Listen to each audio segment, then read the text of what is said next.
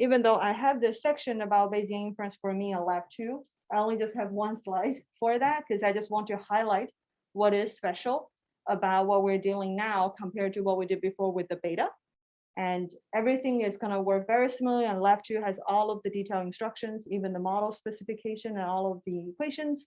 So I will give you the time to work on that maybe towards the end of today's lecture, but I do want to show you what is the thing that I want to highlight. So if you remember, for Bayesian hypothesis test, when we're doing with the beta case, you can have exact solution or Monte Carlo simulation solution, okay? The exact solution back then, we're using the p beta function. So in the normal case, you can just use the p norm. Okay. Similarly, for the approximation by Monte Carlo simulation, we're using R beta by generating a large number of draws and then summarize. Here you can use R norm. Okay. So that's for hypothesis test. Credible intervals, if you remember, are trying to find the middle or the non-middle, 95 or 90% confidence in the credible interval. The exact solution, you can use the Q beta function back then in the beta case, and now you just use Q norm because you're working with a normal. Okay.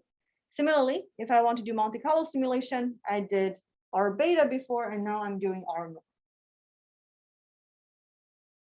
If I'm trying to do prediction, if you remember what we did R beta and then R binomial, if you remember, okay, in the beta case, because I need a posterior draw of the P, and then I do another binomial given the P that I have.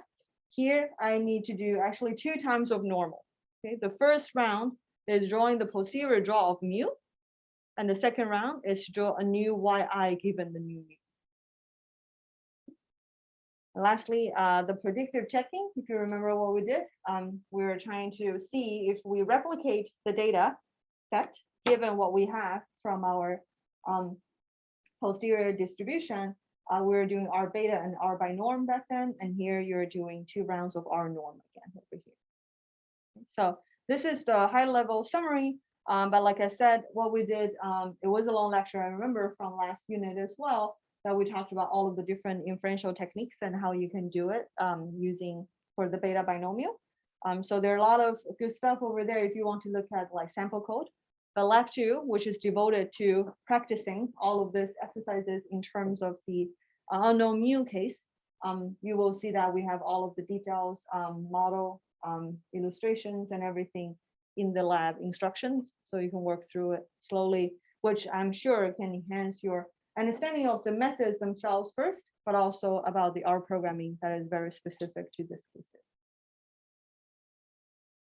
Okay, questions, comments? Okay.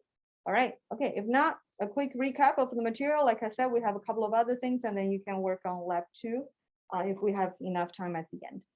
So the recap, pretty quickly, we have the 3 general steps. Okay, you have the prior, we have the sample, which is going to be the likelihood, and then you're going to use Bayes rule. Again, we use the word sharpen and update the previous opinion, and depending on which variable, which parameter you're working with, depends on, yeah, mu or sigma. And then, of course, we also talk about using precision phi, which is defined to be 1 over sigma squared in a lot of cases because the math will just look easier to deal with. Okay, so that's a little bit special compared to what we did before. Okay. And what I want to highlight, which we did before, is there are indeed 2 different normals going on. One is about the density function, which is about the y's. Okay, so that's the sampling data. And then the other one, the sampling density of the data itself. And then if you're working with mu as the unknown, then we have a normal prior for mu. So normal is a conjugate prior for mu, and we just showed earlier today that gamma is conjugate prior for phi, or 1 over sigma squared. So be really careful about which, that's what I said. It's always useful to write out what the prior is, write out what the distribution is, and write out the density immediately after. And then when you're working with the likelihood function as well, you write out the joint density in terms of the data, and then write out in terms of the parameter.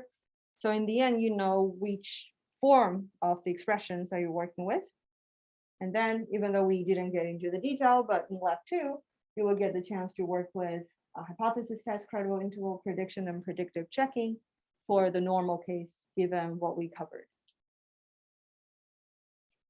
Okay, okay, good. All right.